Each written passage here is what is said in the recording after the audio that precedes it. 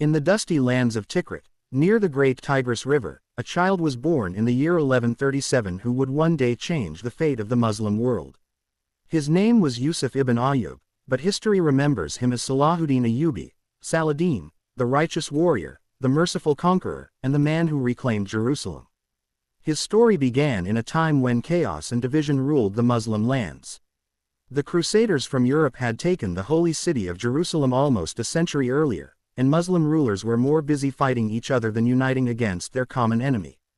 Yet from this darkness, Allah would raise a man whose sword was guided by faith and whose heart was softened by mercy. Salahuddin's family was Kurdish, known for courage, loyalty, and a deep love for Islam. His father, Najm ad-Din Ayub, served as a commander under the ruler Zengi, who was known for his dream of uniting Muslims against the Crusaders. The family's journey took them from Tikrit to Mosul, and later to Damascus. Young Salahuddin grew up watching his father and uncle, Shirkuh, serve with honor and wisdom.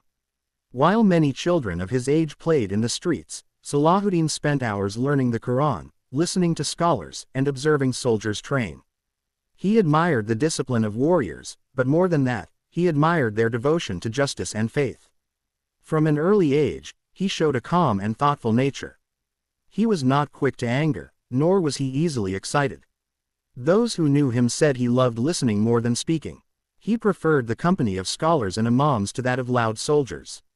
In his heart, he carried a strong faith that guided his every step. When he reached manhood, he joined the service of the great ruler Nur ad-Din Zengi in Damascus. Nur ad-Din was a man of piety and vision, determined to restore unity to the Muslim world. Under his leadership, Salahuddin learned the principles of justice, humility, and leadership. He was not yet famous then, just a young man serving under his uncle Shirkuh, a fierce general who led campaigns into Egypt. Egypt at that time was weak, ruled by the Fatimid Caliphate, and constantly threatened by the Crusaders. Nur ad-Din sent Shirkuh to defend Egypt, and Salahuddin went with him. During these campaigns, Salahuddin proved his intelligence, patience, and skill in strategy. He was not driven by greed or glory, but by duty. His bravery and wisdom earned him respect even among his enemies. When Shirkuh passed away in 1169, Salahuddin was chosen as vizier of Egypt. It was a huge responsibility for someone so young. Egypt was filled with political conspiracies, enemies, and divisions. Yet Salahuddin handled everything with calmness and strength.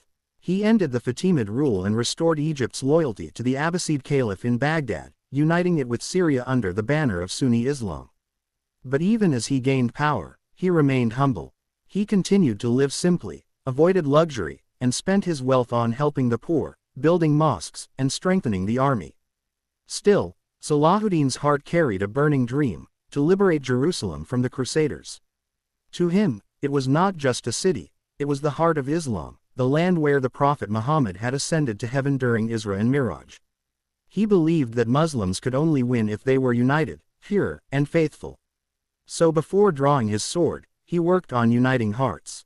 He traveled between Egypt, Syria, and other regions, building alliances, resolving disputes, and bringing the divided Muslim rulers under one banner.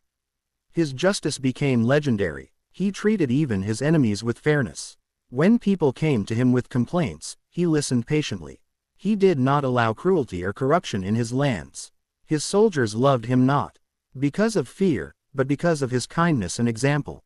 Once, when he was ill, he refused to take expensive medicine, saying, "How can I use something so costly when so many of my soldiers have nothing to eat?" Years passed, and Salahuddin grew stronger. The Crusaders, who had once felt invincible, began to fear him. He had fought many small battles and gained the reputation of being a brilliant strategist. But his eyes were always fixed on one goal, Jerusalem. In 1187, that moment finally came. The Crusader states were divided, and Salahuddin saw his chance. He gathered a massive army of Muslims from Egypt, Syria, and beyond. Before the battle, he spent the night in prayer, asking Allah for victory not for pride, but for the sake of faith. The two forces met near Lake Tiberias in what would become the Battle of Hattin. The Crusaders marched under the burning sun, their armor heavy, their spirits breaking. Salahuddin used the desert heat to his advantage. He cut off their access to water, surrounding them on all sides. The Crusader army, led by King Guy de Lusignan, was crushed. Thousands were captured. Among them was the king himself and the notorious knight, Reynold of Châtillon, who had brutally killed Muslim pilgrims and even threatened to attack Mecca. When Reynold was brought before him, Salahuddin looked at him calmly and said, "You have gone too far." Then he drew his sword and punished the man for his crimes. But to the rest of the prisoners, including the king, he showed mercy. He gave the king water to drink and assured him he would not be harmed. This act of justice and compassion spread across the land like fire. The Crusaders realized that Salahuddin was not a barbarian, he was a man of honor. With the Crusader army broken, Salahuddin marched toward Jerusalem. As his army surrounded the city, the defenders knew they could not resist for long. The memories of the Crusaders' own brutal conquest of Jerusalem in 1099 still haunted the people. Back then, thousands of Muslims, Jews, and even Christians had been slaughtered by the Crusaders. But Salahuddin was different. When Jerusalem surrendered, he entered the city not as a destroyer, but as a protector. There was no massacre, no revenge. Instead, he ordered his men to treat everyone with respect. He allowed Christian residents to leave peacefully after paying a small ransom, and many who could not afford it were set free anyway. He reopened the Al-Aqsa Mosque, cleaned it, and restored it as a house of worship. When the Muslim call to prayer was heard again in Jerusalem after 88 long years, tears filled the eyes of soldiers and civilians alike. Salahuddin had fulfilled his dream. Jerusalem was free. News of his victory reached every corner of the Muslim world.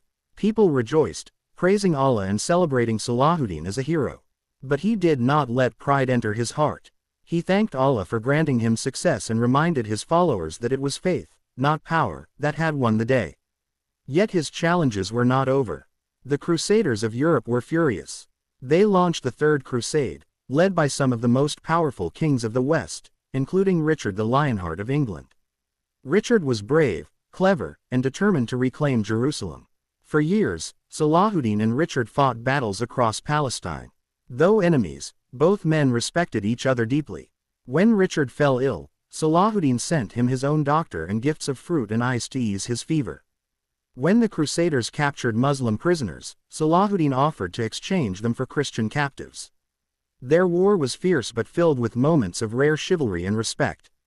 Eventually, both leaders realized that endless war would only bring more suffering. In 1192, they signed a peace treaty. Jerusalem would remain under Muslim control, but Christian pilgrims would be allowed to visit freely. It was a wise and honorable agreement.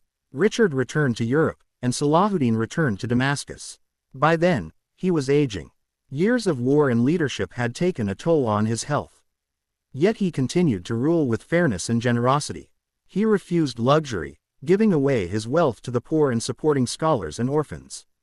When he fell ill in 1193, his doctors tried to save him, but his strength faded.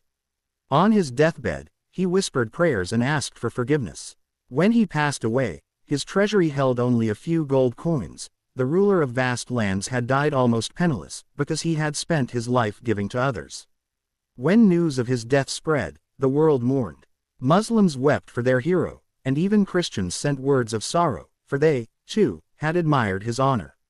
He was buried in Damascus, near the Umayyad Mosque, and his tomb remains a place of respect to this day. Centuries have passed, yet the name of Salahuddin Ayubi still shines like a star in history. He was a warrior, yes, but also a man of faith and compassion. He fought not for power, but for justice. He showed that true greatness lies not in conquest but in character. His enemies feared his sword but admired his heart. In an age of cruelty, he stood as a symbol of mercy. The story of Salahuddin Ayubi reminds us that leadership is not about wealth or armies. It is about serving people, staying humble, and standing firm for what is right. His life teaches that victory earned with cruelty dies quickly, but victory earned with honor lasts forever. Even today, when people speak of noble warriors, Salahuddin's name is remembered with respect. The man who liberated Jerusalem, united nations, and proved that kindness is stronger than hate. His legacy continues to inspire generations across the world, reminding us that faith and mercy can turn even the darkest times into light.